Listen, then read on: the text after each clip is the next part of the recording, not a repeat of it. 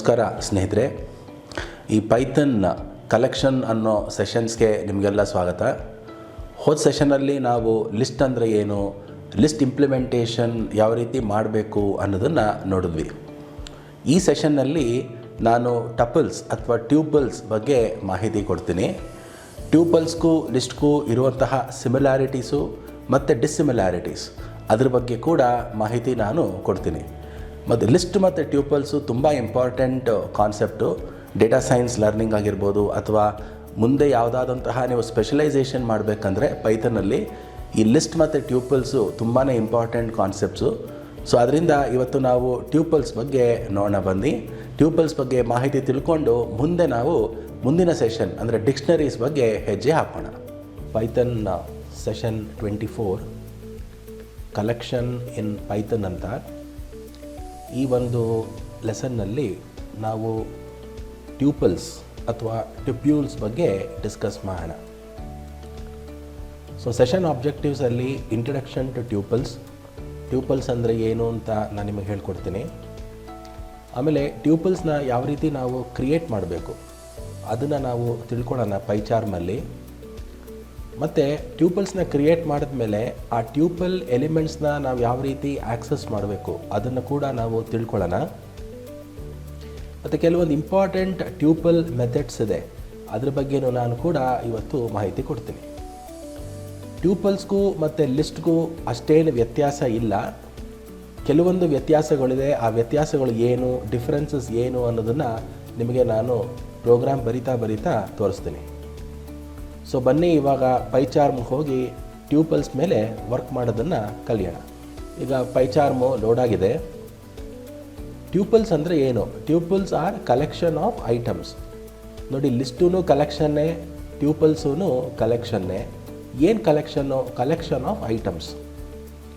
ನೀವು ಲಿಸ್ಟಲ್ಲಿ ಯಾವ ರೀತಿ ಐಟಮ್ಸ್ನ ಫ್ರೇಮ್ ಮಾಡಿದ್ರಿ, ಟ್ಯೂಪಲ್ಸಲ್ಲೂ ಅದೇ ರೀತಿ ಫ್ರೇಮ್ ಮಾಡ್ಬೋದು. ಆದರೆ ಸ್ವಲ್ಪ ಸಿಂಪಲ್ ಡಿಫ್ರೆನ್ಸ್ ಇದೆ. ಆ ಡಿಫ್ರೆನ್ಸ್ ಏನು ಅಂತ ಹೇಳ್ತೀನಿ.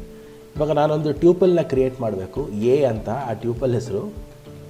ಟ್ಯೂಪಲ್ ವ್ಯಾಲ್ಯೂಸ್ನ ಹಾಕಬೇಕಾದ್ರೆ ನಾನು ಸ್ಕ್ವೇರ್ ಬ್ರ್ಯಾಕೆಟ್ಸ್ನ ಯೂಸ್ ಮಾಡಲ್ಲ, ನಾನು ರೌಂಡೆಡ್ ಬ್ರ್ಯಾಕೆಟ್ಸ್ನ ಯೂಸ್ ಮಾಡ್ತೀನಿ. ಸೊ 1, 2, 3, 4, 5, 6, 7. ನೋಡಿ, ಇದೊಂದು ಟ್ಯೂಪಲ್ ಅನ್ನಿಸ್ಕೊಳ್ಳುತ್ತೆ. ಇದೇ ನಾನು ಲಿಸ್ಟನ್ನು ಕ್ರಿಯೇಟ್ ಮಾಡಬೇಕಾದ್ರೆ ಈ ರೌಂಡೆಡ್ ಬ್ರ್ಯಾಕೆಟ್ಸ್ ಬದಲು ನಾನು ಸ್ಕ್ವೇರ್ ಬ್ರ್ಯಾಕೆಟ್ಸ್ನ ಉಪಯೋಗಿಸ್ತೀವಿ. ಸೊ ಇದು ಹೋದ ಸೆಷನಲ್ಲಿ ನೋಡಿದ್ರಿ ನೀವು. ಅದು ಮೊದಲನೇ ಡಿಫ್ರೆನ್ಸು ಟ್ಯೂಪಲ್ಗೂ ಲಿಸ್ಟ್ಗೂ.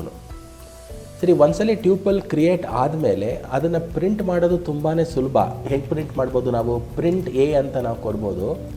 ಪ್ರಿಂಟ್ ಎ ಅಂತ ನಾವು ಕೊಟ್ಟಾಗ ನೋಡಿ, ಔಟ್ಪುಟ್ ನೋಡಿ, ನಿಮಗೆ ಟ್ಯೂಪಲ್ ಡಿಸ್ಪ್ಲೇ ಆಗ್ತಾ ಇದೆ. 1, 2, 3, 4, 5, 6, 7 ಈ ಟ್ಯೂಪಲ್ಲು ಡಿಸ್ಪ್ಲೇ ಆಗ್ತಾ ಇದೆ.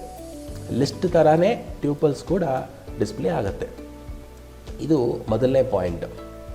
ಇನ್ನು ಎರಡನೇ point, tuples can have different data types. ನೋಡಿ, ಲಿಸ್ಟಲ್ಲೂ ಕೂಡ ಡಿಫ್ರೆಂಟ್ ಡೇಟಾ ಟೈಪ್ಸ್ ಇರ್ಬೋದು, ಟ್ಯೂಪಲ್ಸಲ್ಲೂ ಡಿಫ್ರೆಂಟ್ ಡೇಟಾ ಟೈಪ್ಸ್ ಇರ್ಬೋದು. ಡೇಟಾ ಟೈಪ್ಸ್ ಅಂದರೆ ಏನು? Type of the data. ಯಾವ ಐಟಮ್ನ ನಾನು ಫೀಡ್ ಮಾಡ್ತೀನಿ ಟ್ಯೂಪಲಲ್ಲಿ, ಅದು ಹೆಟ್ರೋಜಿನಿಯಸ್ ಡೇಟಾ ಆಗಿ ಇರ್ಬೋದು. ಹಾಗಂದ್ರೆ ಏನರ್ಥ? ಎ = 1 ಅದು ಇಂಟೀಜರು, 12.5 ಅನ್ನೋದು ಡೆಸಿಮಲ್ಲು, ಟ್ರೂ ಅನ್ನೋದು ರಿಲೇಷ್ನಲ್ಲು, ತಿರ್ಗಾ integer.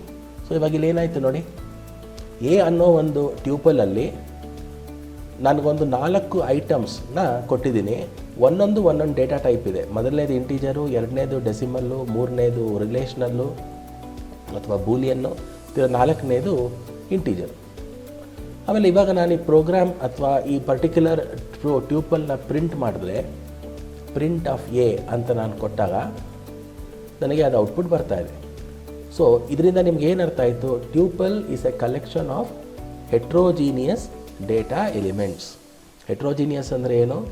Different types of data. Homogeneous ಅಂದರೆ ಏನು? Same type of data. So ಲಿಸ್ಟಲ್ಲೂ ಕೂಡ ನಾವು ಡಿಫ್ರೆಂಟ್ ಟೈಪ್ಸ್ ಆಫ್ ಡೇಟಾನ ಕೊಡ್ಬೋದು, ಟ್ಯೂಪಲಲ್ಲಿ ಕೂಡ ನಾವು ಡಿಫ್ರೆಂಟ್ ಟೈಪ್ಸ್ ಆಫ್ ಡೇಟಾನ ಕೊಡ್ಬೋದು. ಇದುವರೆಗೆ ನಿಮಗೆ ಕಂಡಿರುವಂತಹ ಒಂದೇ ಡಿಫರೆನ್ಸು ಲಿಸ್ಟ್ಗೂ ಟ್ಯೂಪಲ್ಗೂ ಏನು ಅಂದರೆ ಕ್ರಿಯೇಟ್ ಮಾಡುವಂತಹ ಒಂದು ವಿಧಾನ.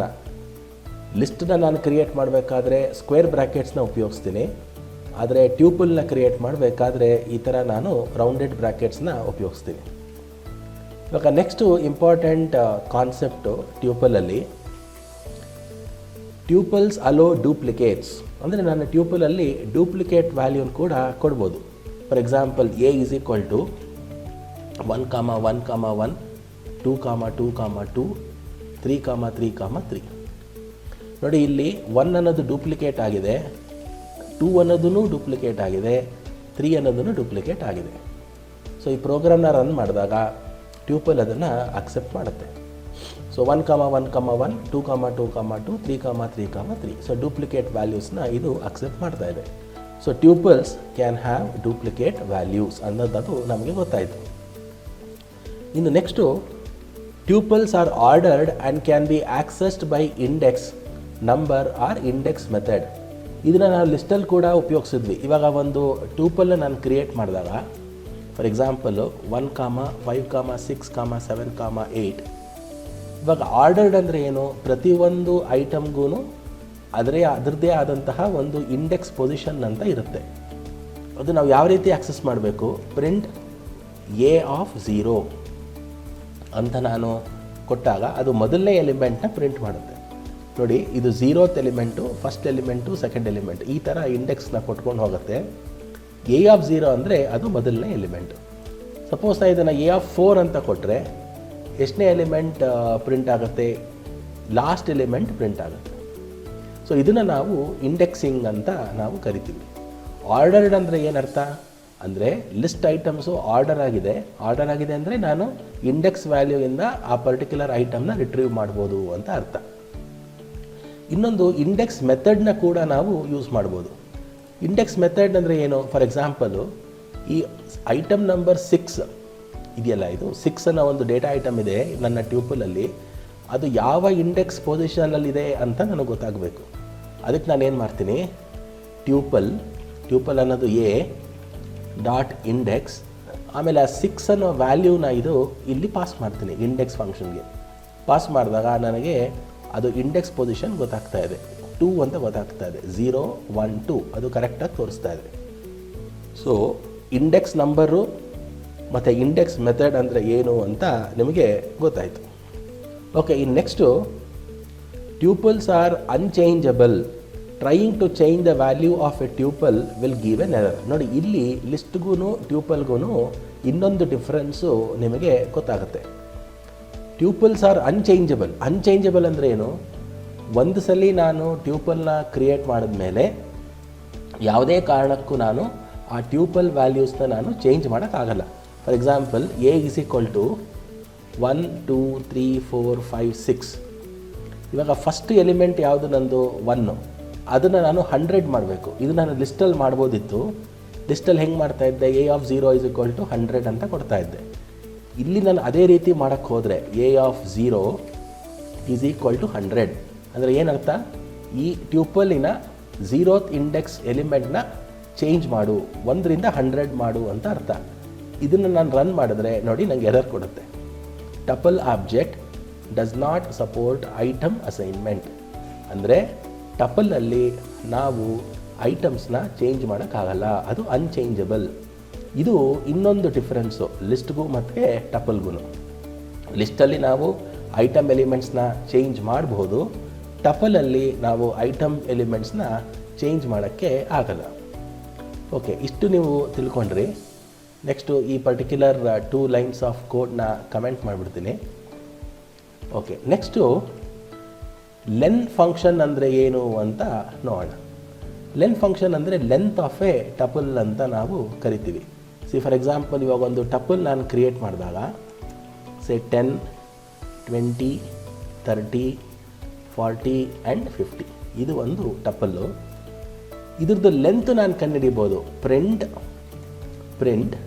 ಟಪಲ್ದು ಏನು ಆ್ಯಕ್ಚುಲಿ ಲೆಂತ್ ಅನ್ನೋ ಒಂದು ಫಂಕ್ಷನ್ನಲ್ಲಿ ಈ ಎ ಅನ್ನೋ ಒಂದು ಟಪಲ್ನ ನಾನು ಪಾಸ್ ಮಾಡಿದಾಗ ನನಗೇನು ಔಟ್ಪುಟ್ ಕೊಡುತ್ತೆ? 5 ಅಂತ ಕೊಡುತ್ತೆ. ಅಂದರೆ ಏನರ್ಥ ಆಯಿತು? The length of this tuple is 5. ಅಂದರೆ there are totally 5 elements in this particular tuple.